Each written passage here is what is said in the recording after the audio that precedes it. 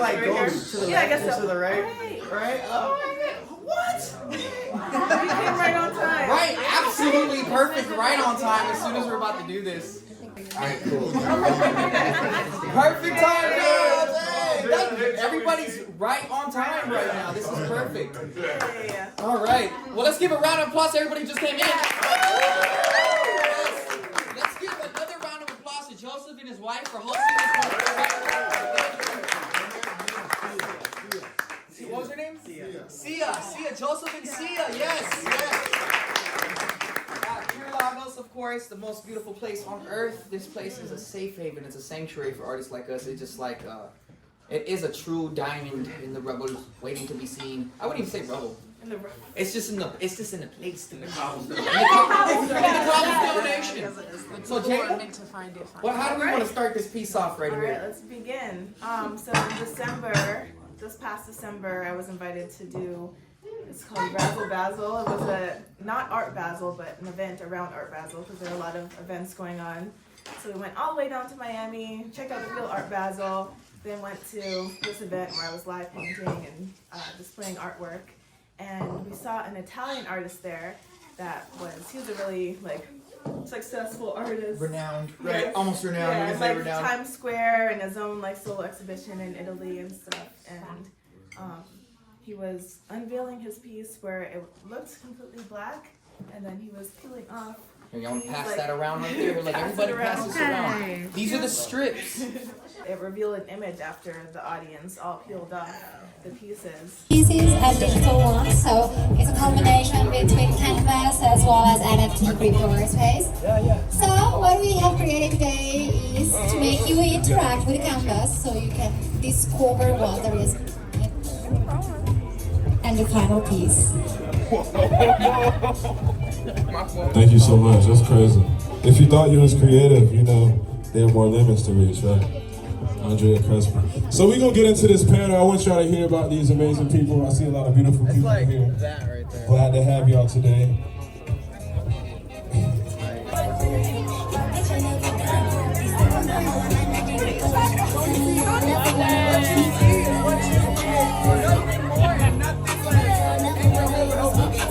And so I was thinking about it in my head. I was like, what's he going to do with all these pieces? Is he just throwing them away? And I was like, whatever. And then Tony asked, and he was like, can I keep these? Yes. For an art piece? Yeah. So it traveled with us through 5 states, came from Italy. I think he goes back to from New York. Yeah, so he took those pieces. pieces. You tell us how we made it. All right. I didn't know when we were passing. We were still trying to figure out. Passing the baton. Take it. Spiritual. Don't drop the baton on the floor. They say, "Bad God, I hate it." All right, so yeah, those scraps, those pieces were just laying on the floor, blowing in the wind, and I was like, "There's no way he's just throwing this away. Why would he just throw this away?" He just flew this piece across the ocean, showed it to everybody at possibly at Basel. I think he had a piece in a gallery at Art Basel, and then showed up at this party. And for me, I'm a moment kind of person. So if I see I need to speak about something or just do something in the moment, I love to do it.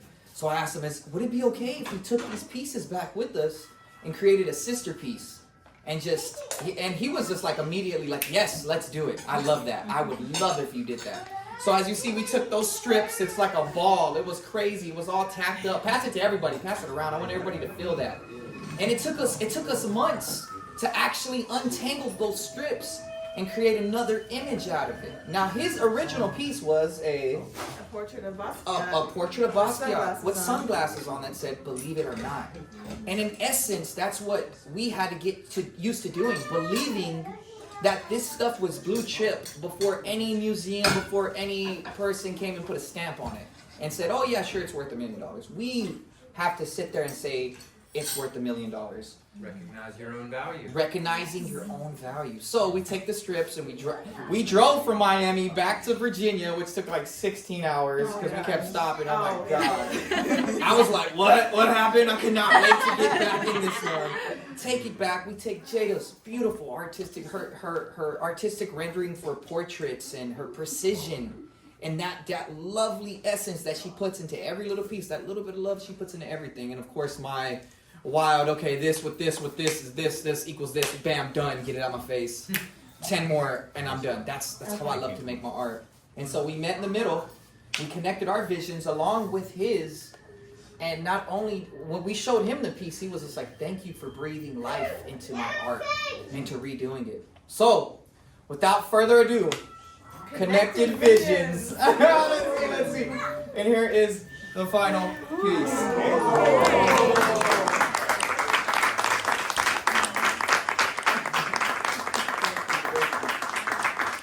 And these are all those strips. Yes, and we made the frame ourselves too. First time making a frame. First We time. did not know what we were doing, but it came together. It It all took came together. forever. Every day was like, this is why. Thank you. So we don't want to sell this piece yet. I don't know why. He wants us to take it to Italy. We're gonna try to figure out how to get to Italy, I guess. So it'll be on display up here for everybody to look at for a little bit. We have a couple of prints in the back for sale. We have some frame ones and some Oh more yeah, I ones. need to lift them up now. Feel free to just, get them while you can. And then, of course, this is going to be on display in a couple of different locations. So we want to do this again and keep telling the story and let other people understand and know, like, why we do this.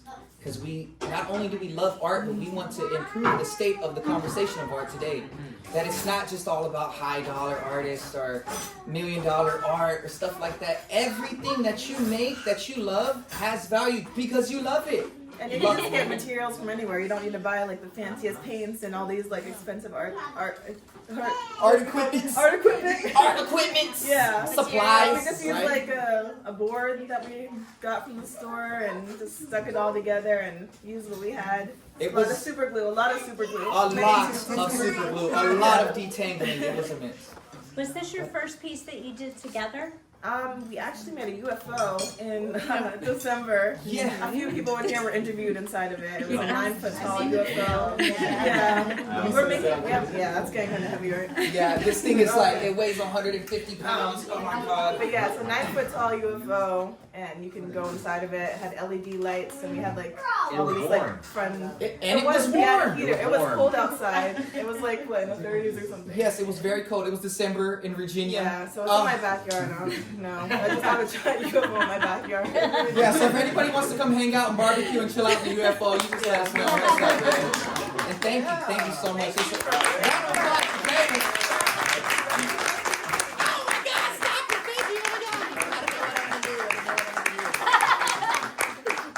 Thank you. It's beautiful, but tell us about why this image and where this image came. I mean, we heard about the material. Okay, so Close. you got anything you want to say? Well, the Ladies artist, first. the artist did a portrait of Basquiat, so we wanted to do our own version of Basquiat. Okay. The same artist, but in our own style. And for me, it was okay. So before we did this, we were involved in all these conversations with our friend Asa, and all these people were just making pictures of Basquiat and referencing him everywhere. Yeah, and I he was like, the why film is of the he year. following everybody this year? He's just everywhere. And so it goes into what our friend has said right here, that sometimes it sucks that you have to die for art to be worth value.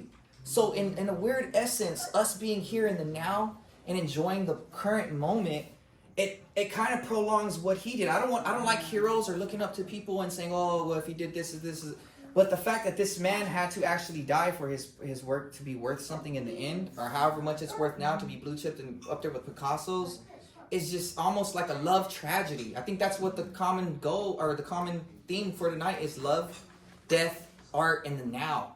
And like, we don't have to die to go to heaven, or we don't have to go through all this stuff to be in a place that we want to be. We can be here now and with our friends and our loved ones and enjoy the presence of us.